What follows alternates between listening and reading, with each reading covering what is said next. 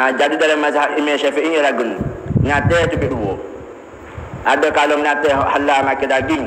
Misal apa? Ayam, lembu, kambing, utuh. Fak ni beres. Masa dia hidup, kita jamuh lagu mana pun suci.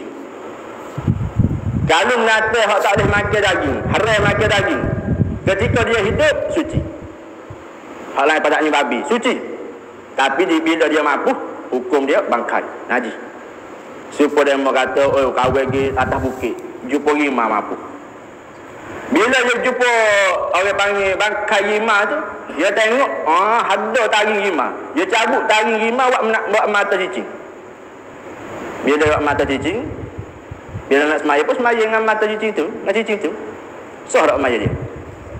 Tak sah, bangkai. Suhu ke, taring rimah. Atau gading-gading. Gading-gading.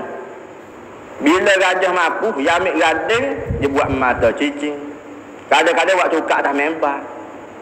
Apa hukumnya pakai? Najis. Kalau kita khiat gading masa hidup, lagu mana? Khiat gading masa gajah dia hidup lagi lagu mana? Serupa dengan kita khiat pohon lembu masa hidup tu. Bangkai dah. Dia pasal benar menata haram makan daging awal lagi. Bila cabut tangan daripada juzuk tubuh dia, hukum dia bangkai najis. Berapa lagi menata haram makan daging?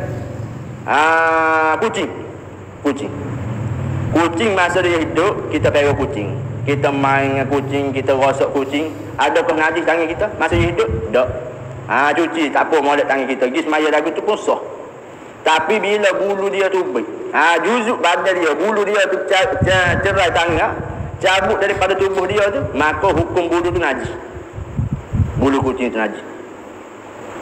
Tiap-tiap menata yang haram makan daging, masa dia hidup, kalau bulu duduk di tubuh dia, suci.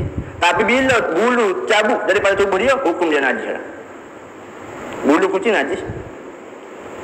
Lepas tu kalilah kucing di rumah kita ramai, bulu kucing kena di kain sarung kita. Sah tak semaya dengan sarung lagu tu? Turut pada hukum tak sah. Tapi hukum fiqh, kalau sedikit dimaafkan, kalau banyak tak maaf. Kalau kira kata seorak bulu kucing pun boleh dikatakan najis dah. Kalau tak dimaafkan, nyanyolah kerana kucing orang panggil binatang yang kita bela dalam rumah. Kalau tak dimaaf lagu tu habislah pakai kita tak nak semaya belakang. Tapi ulama fiqh dia cuma lagi, kalau lah sikit tak apa, kalau banyak tu tak boleh. Pas nak tahu mana banyak sikit, golek gambar orang kata setara ni banyak dah, maka dia kata banyak. Kalau gambar dia kata tak apa sikit lagi setara ni, maka hukum kata sikit, kira pada uruf orang ramai.